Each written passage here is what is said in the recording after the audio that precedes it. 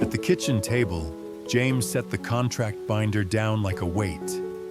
Then his phone lit up with one line from an unknown number. Good. Keep the girls away from cameras. Keep the girls away from cameras. Diep's relief from the Find lab them. results evaporated. Now! Across the room, James's mother's teacup sat untouched, but her chair was empty. Only a folded note beneath it. I can't be the reason they get hurt. Anna's label, safe plant, was gone from the basil bed outside. What would make a mother walk out on a night like this? If you faced fear that follows you home, what boundary saved your family? This is where it started. Hello, and welcome back. Where small kitchens, quiet prayers, and hard boundaries can matter more than any contract. Warm light held the back room of Hill Fruits, and sliced oranges sat in a bowl by the sink. One wrong note cut through it. The phone ringing hard enough to still Diep's hands. Was that call the end of the fear, or the start of smarter pressure? James answered before the second ring finished and hit speaker. This is James. The procurement director's voice came tight and careful. Lab results are in. James's eyes met Diep's. He didn't flinch, but his breathing changed. And? He asked. Clean, the director said. Within limits. No flags. Diep's knees went soft with relief. James exhaled once, controlled. Thank you. What about the complaint? We're documenting it as unsubstantiated, the director replied. But Brand still wants authentic moments. Confirming your terms, pack house footage only. No home, no kids. Correct, James said, firm. One more thing, the director added. Upload your logs weekly, temperature, seal codes, batch sheets. It protects you as much as it protects us. James glanced at the laminated checklist beside the fridge. We'll do it. When the call ended, James didn't smile.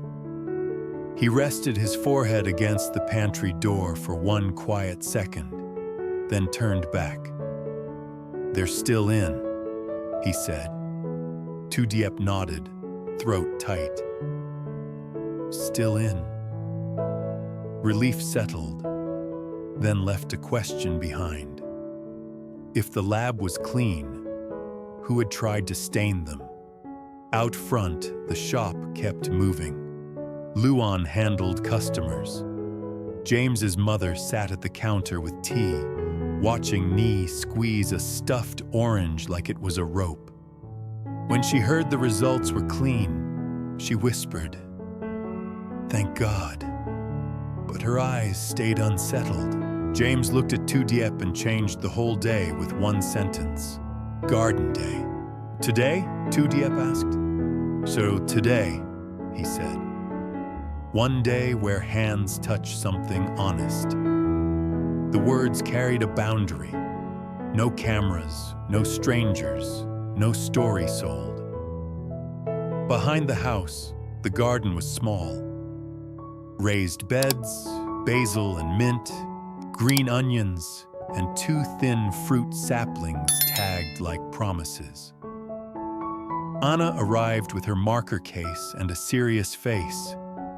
Hai followed with her bracelet and her orange plush under one arm. James crouched and told Anna, "Dirt fixes heads." Anna considered it and said, "Okay," like a judge ruling.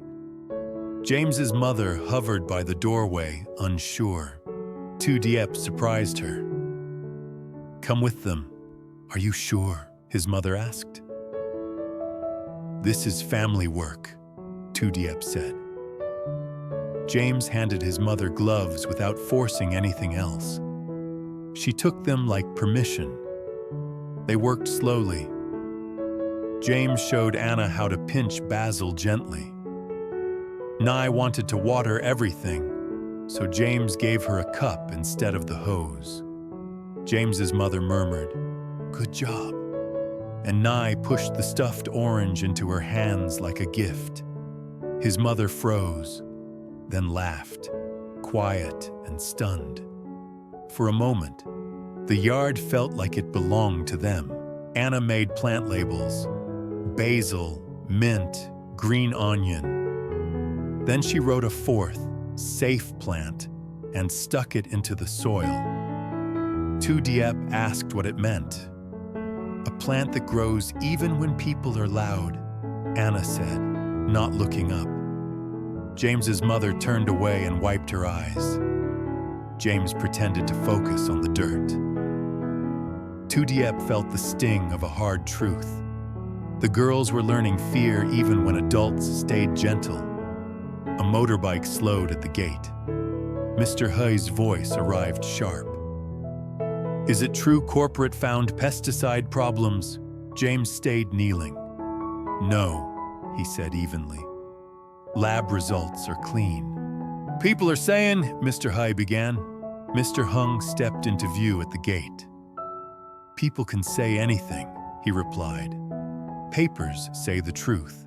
Mr. Huy's mouth tightened. "Just asking." "Then ask quietly somewhere else," Mr. Hung said. At that exact moment, Officer Thu's motorbike rolled by. Slow, visible, saying nothing and warning everything. Mr. Huy suddenly remembered errands and left. James's mother let out a shaky breath. "It never stops," she murmured.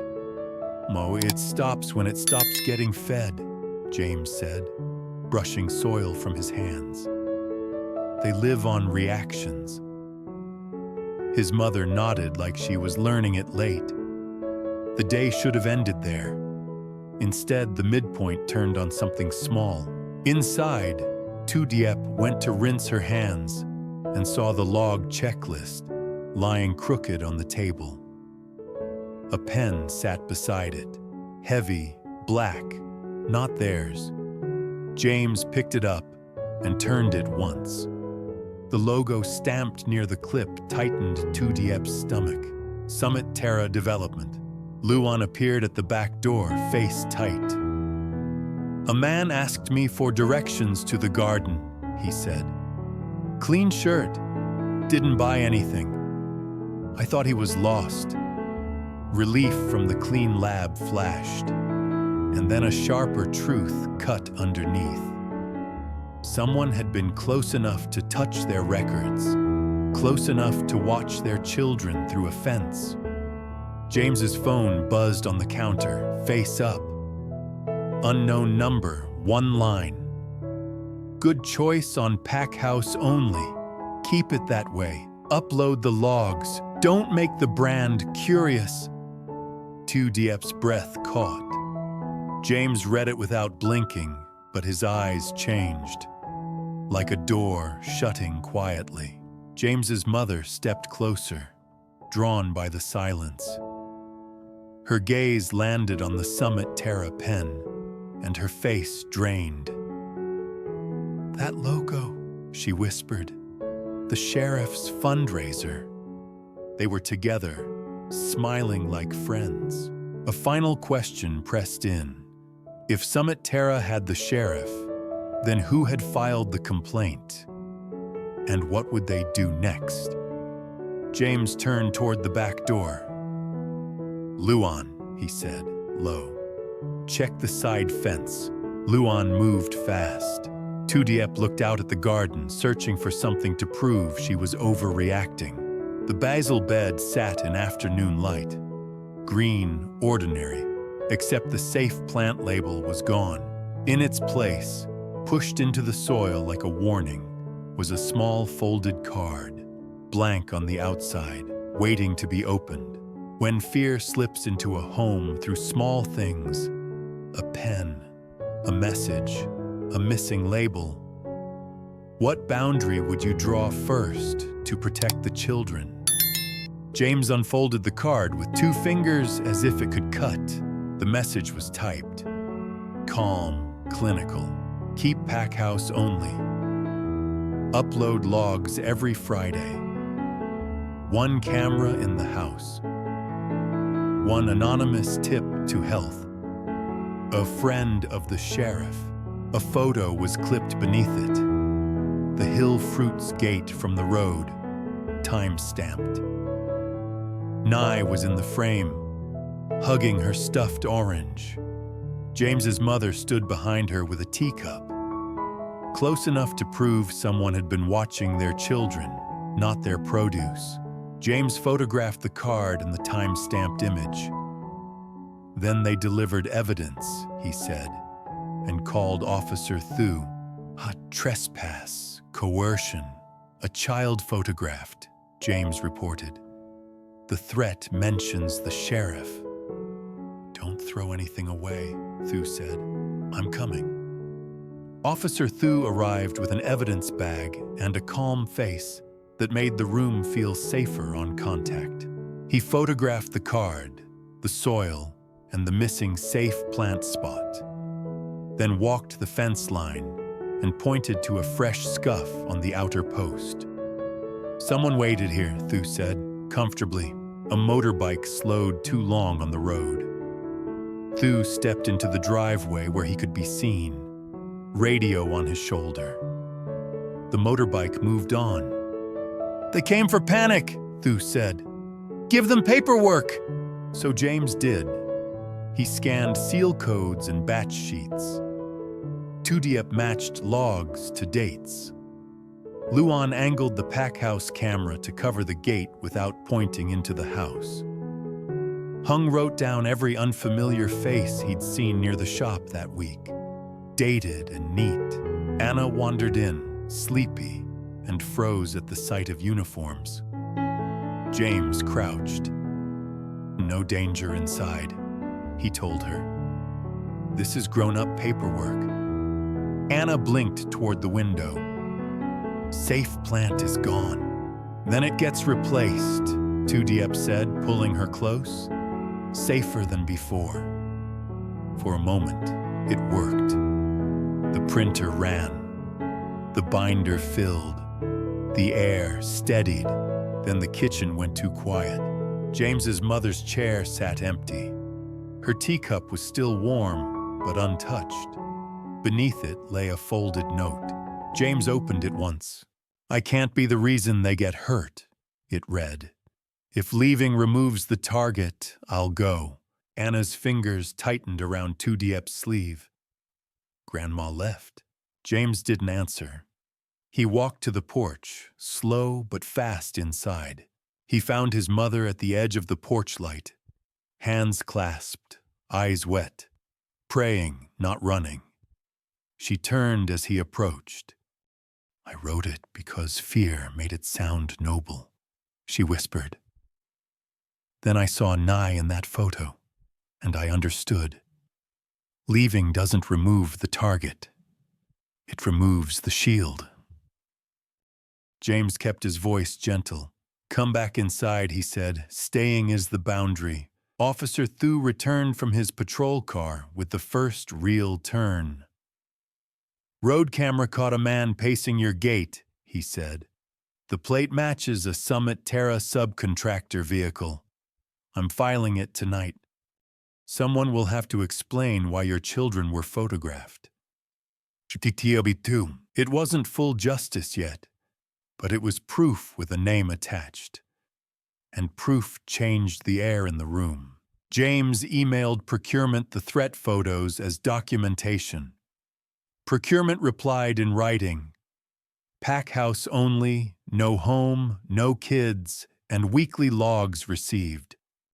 James printed it and slid it into the binder like a lock clicking shut. Just before midnight, Thu called again. We have him, he said. Trespass citation filed. He admitted he was paid to scare you into compliance. The station logged the statement. If he returns, call me. James closed his eyes once. Thank you, he said. Near midnight, Diep warmed soup. James sliced fruit. His mother washed basil leaves with careful hands. Anna made a new label in thick marker and pushed it into the soil of a window planter. Safe planted, grows quiet. Nye climbed into her grandmother's lap, stuffed orange between them, and fell asleep with a soft sigh. Outside, the shop light glowed steady. Inside, the binder sat closed. The porch bulb stayed on, and the family ate warm soup like a promise. Fear could knock, but it would not set the pace of their home.